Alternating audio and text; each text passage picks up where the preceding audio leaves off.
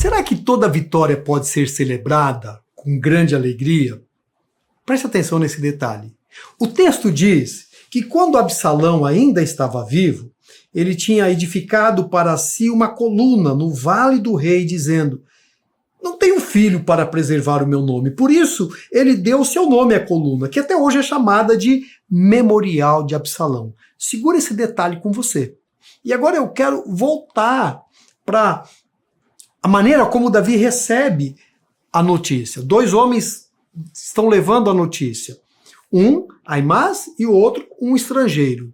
O primeiro não sabe de toda a história, o segundo sabe. E quando Aimás chega, Davi pergunta no versículo 29, e o jovem Absalão? E Aimás disse, olha, eu vi uma grande confusão quando Joabe me enviou para cá, mas eu não sei do que se tratava.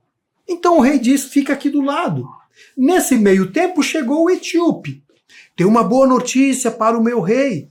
Hoje o Eterno deu a vitória sobre todos os que se rebelaram contra o Senhor. E o rei perguntou, mas e o jovem Absalão? Ele está bem?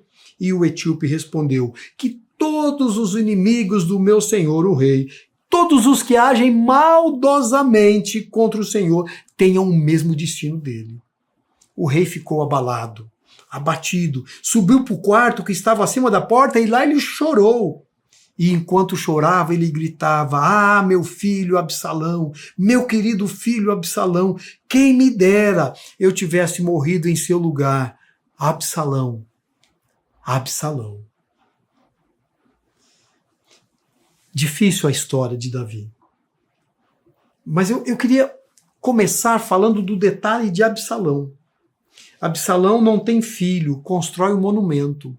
Mas se você lembra, a história de Absalão começa quando ele tem uma irmã, Tamar, Aminon, o outro irmão se apaixona, há uma relação de estupro, Absalão fica bravo, mata Aminon, acolhe Tamar na sua casa e foge.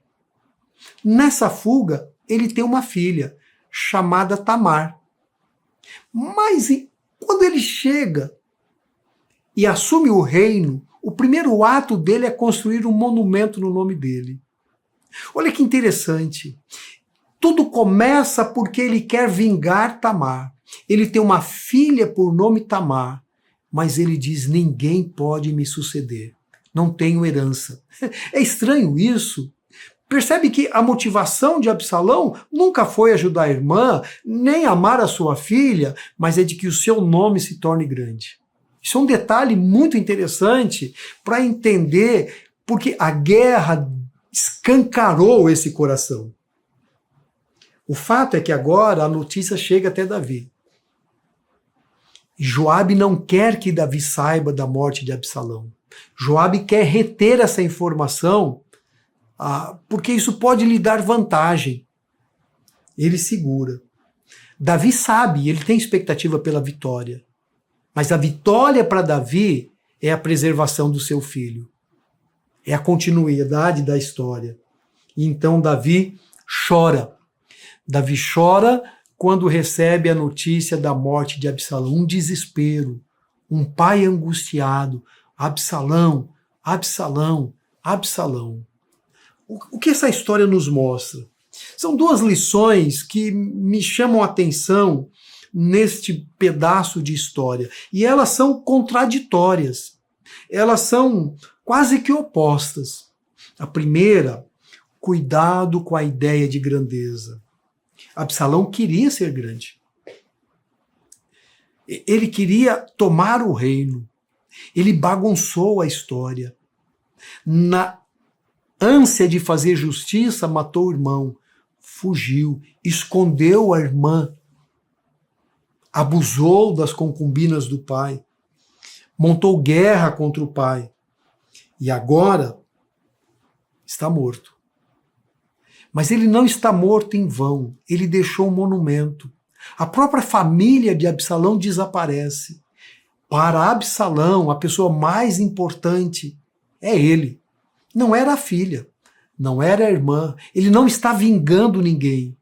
Absalão está fazendo a sua própria justiça, porque ele é grande. Eu sou grande. E quando eu sou grande, Deus é pequeno. Por isso não há nenhum temor de Deus na mente de Absalão.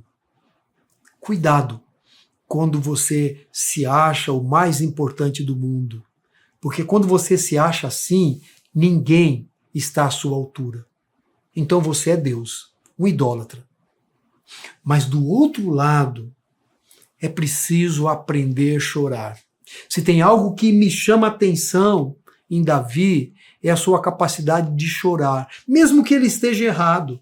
E não é o choro da culpa, mas o choro de quem sente que a morte é um pedaço de mim que está indo embora. A morte está levando aquilo que não pode ser reparado, que não pode retornar, cuja saudade não é capaz de aliviar. Absalão, quem dera fosse eu a morrer e não você. E Davi vai chorando os seus filhos que vão morrendo no caminho. E a sua vida, do grande rei, vai ficando pequena. Eu preciso aprender a chorar com Davi. Nós, às vezes, dizemos, bem feito, mereceu. Esse é o destino que aguarda. Mas nós não nos lembramos que é um filho, é um irmão, é um pai. Eu preciso aprender a chorar a perda de pessoas. Porque se o meu coração não se constrange por isso, é muita dureza, é muita frieza. Como amar o outro se eu não sou capaz de chorar por ele? Difícil, não é? Com Davi, por isso um homem segundo o coração de Deus, eu aprendo a chorar. E eu termino esse bloco de história dizendo: Deus, me dê um coração sensível como o de Davi, e não duro como Absalão. Porque assim eu serei capaz de amar o outro. Amém. E agora? A gente tem que voltar para casa. Tem um reino a ser restaurado. Tem uma história a ser colocada em ordem. Como será? No próximo episódio. Te espero lá.